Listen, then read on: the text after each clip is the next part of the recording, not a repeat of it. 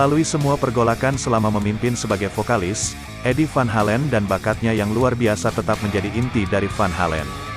Dia putra seorang pemimpin band di Belanda. Eddie dan keluarganya pindah dari Belanda ke Pasadena, California pada tahun 1962, ketika dia berusia 7 tahun dan kakaknya berusia 9 tahun. Karena ayah mereka mendukung mereka bermain di acara wedding, Eddie dan kakaknya yang bernama Alex melanjutkan pelatihan piano klasik, tetapi kemudian kedua anak laki-laki itu terpesona oleh rock and roll. Eddie belajar bermain drum, dan Alex belajar bermain gitar. Mereka memulai membentuk band hard rock bernama Mammoth, dan mulai bermain di sekitar Pasadena, yang akhirnya bertemu David Lee Roth. Namun pada saat itu Roth yang dibesarkan dalam keluarga kaya asal California sedang bernyanyi di band bernama Red Bull Jet. Tetapi Roth terkesan dengan Van Halen, lalu ia memutuskan untuk bergabung dengan kelompok itu. Tak lama kemudian basis bernama Michael Anthony bergabung menjadi anggota Mammoth. Setelah mengetahui bahwa band lain memiliki hak atas nama Mammoth, mereka akhirnya memutuskan untuk mengganti nama band mereka menjadi Van Halen pada tahun 1974. Selama 3 tahun berikutnya, Van Halen bermain di Pasadena, Santa Barbara, dan Los Angeles, baik di klub maupun bermain di bar hotel. Mereka mencakup segala genre, mulai dari pop dan rock hingga disco, tetapi mereka akhirnya mengerjakan materi asli mereka sendiri. Dalam beberapa tahun mereka telah menjadi band lokal paling populer di Los Angeles, dan Eddie menjadi terkenal karena teknik gitar yang ia ciptakan. Pada tahun 1977, Gene Simmons membiayai sesi rekaman demo untuk Van Halen setelah melihat mereka tampil di Starwood Club. Atas kekuatan dan rekomendasi Simmons, Mo Ostin dan Ted Templeman akhirnya menandatangani Van Halen ke Warner Bros. Dan merilis album debut band pada tahun berikutnya.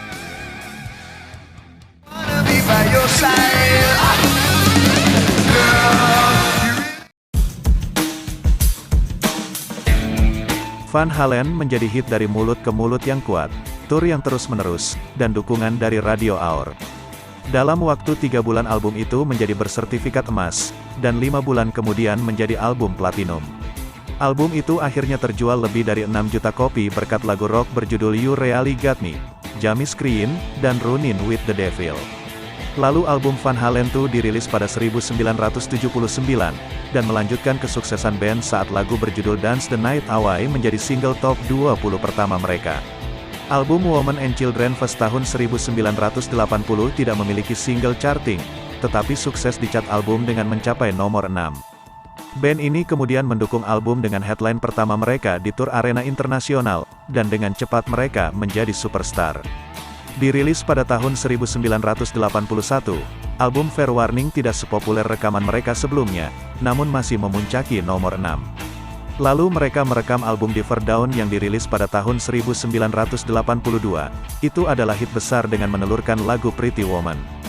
Van Halen tidak menjadi superstar lagi sampai tahun 1984, mereka kemudian merekam album yang berjudul 1984 dan menjadi sukses besar. Yang dirilis pada tahun baru, album 1984 meroket ke nomor 2 dengan kekuatan single nomor 1 berjudul Jump. Lagu hits tersebut didorong oleh penggunaan synthesizer, tetapi Roth awalnya tidak setuju lagu itu menggunakan elektronik, tetapi perluasan suara band langsung dipuji secara luas. Sepanjang tahun 1984, Van Halen menjadi terkenal kembali saat lagu Ill White dan Panama menjadi single top 15, dan lagu Hot for Teacher menjadi lagu pokok radio dan MTV. Meskipun keberhasilan dicapai kembali oleh mereka, tetapi hal-hal yang tidak baik terjadi dalam band. Selama merekam album 1984, setiap personil memainkan set solo secara terpisah, dan mereka juga kurang harmonis di atas panggung.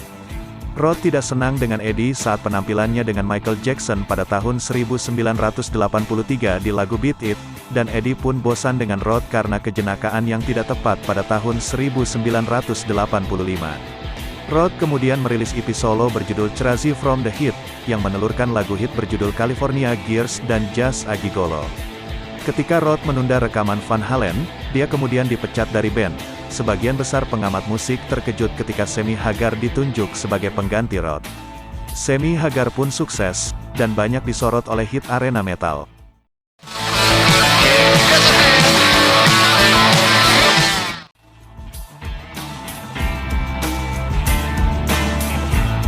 Meskipun banyak kritikus menduga Hagar tidak akan mampu mempertahankan Van Halen, album pertamanya dengan band tahun 1986 yang berjudul 5150 adalah hit besar, dan mencapai nomor 1 dan menelurkan single hit berjudul Why Can't This Be Love, Dream, dan Love Walks In yang dirilis pada tahun 1988.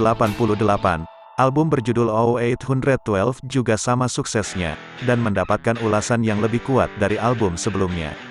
Lalu album For Unlawful Carnal Knowledge dirilis pada tahun 1991. Itu menjadi hit nomor 1 kembali, sebagian besar karena video musik MTV. Van Halen mengikuti album tersebut dengan rekaman live pertama mereka, yaitu album ganda berjudul Van Halen Live Right Here, Right Now pada tahun 1993. Pada saat rilis album Balance, ketegangan antara Eddie Van Halen dan Sammy Hagar terus berkembang pesat. Eddie pada saat itu sedang menjalani perawatan alkoholisme dengan baik, dan Hagar terkenal karena cara-caranya yang bersemangat untuk party. Selain itu band ini menjadi sasaran kritik karena hanya mengulangi formula mereka. Sementara album Balance berhasil, dan memasuki tangga lagu di nomor 1 dan menjual 2 juta kopi tak lama setelah dirilis. Band ini ingin merilis koleksi paling hits, tetapi Hagar menolak keras gagasan itu, dan meningkatkan perseteruan mereka lebih jauh. Setelah pertempuran kecil pada tahun 1996 mengenai rekaman lagu untuk soundtrack Twister, Eddie memutuskan untuk membuat perubahan dengan berganti penyanyi. Van Halen pun mulai merekam materi baru dengan kembali mengundang Rod tanpa memberitahu Hagar. Menurut Hagar, Eddie memecatnya tidak lama setelah itu, tetapi Eddie mengklaim Hagar ingin berhenti sendiri dari band. Rod kemudian melanjutkan untuk merekam 2 lagu baru untuk Of Best Vol 1, dan setelah reuni diumumkan, media rock bereaksi positif terhadap berita tersebut. Namun reuni itu tidak terjadi. Setelah tampil di MTV Music Award, Eddie Van Halen memecat kembali Rod dari band, dan mengklaim bahwa dia hanya ikut merekam 2 lagu baru. Tetapi Rod mengatakan bahwa dia ditipu untuk merekam lagu, dan percaya bahwa reuni itu permanen. Lalu vokalis bernama Gary Cherone dilantik sebagai vokalis baru band ini. Van Halen kemudian merekam album berjudul Van Halen 3 bersama Cherone.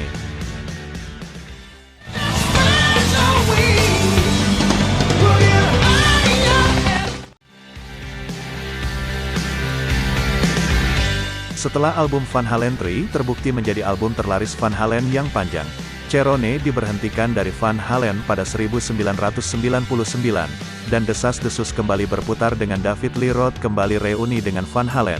Tetapi itu masih dirahasiakan sampai awal tahun 2001, ketika David Lee Roth mengumumkan di situsnya bahwa dia membenarkan dia telah merekam beberapa lagu baru dengan band.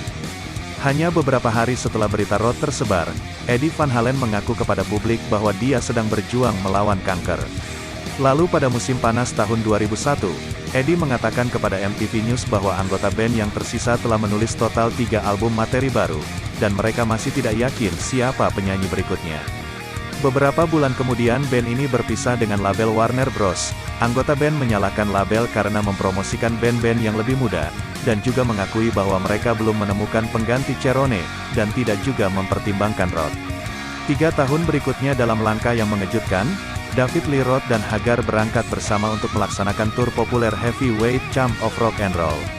Lalu pada tahun 2004, band ini mengumumkan bahwa Hagar akan kembali ke band untuk tur Amerika dalam mendukung koleksi terbesar hit baru berjudul The Best of Both Worlds.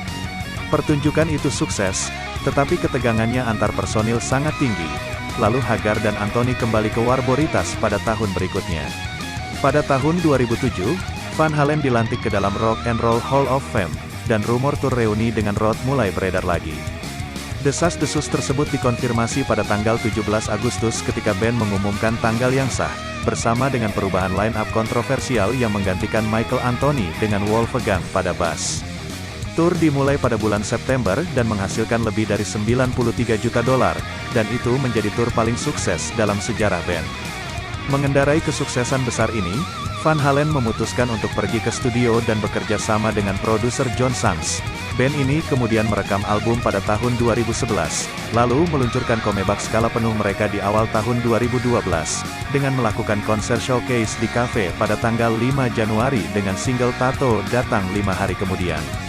Album full-length berjudul A Different Kind of Truth, menyusul pada Februari tahun 2012. Disambut dengan ulasan yang umumnya positif, Adik Friend King of Truth memulai debutnya di nomor 2 Billboard Top 200, dan itu nantinya akan bersertifikat emas di Kanada. Van Halen mendukung album dengan tur di seluruh dunia, termasuk pertunjukan tanggal 21 Juni tahun 2013 di Tokyo Dome, yang kemudian dirilis sebagai album ganda pada tahun 2015. Tokyo Dome Live in Concert adalah album ganda Van Halen dengan David Lee Roth, dan pada akhir 2010-an, Eddie Van Halen sekali lagi berjuang melawan kanker, dan kali ini kanker tenggorokan. Singkat cerita, Eddie meninggal pada tanggal 6 Oktober tahun 2020 di usia 65 tahun.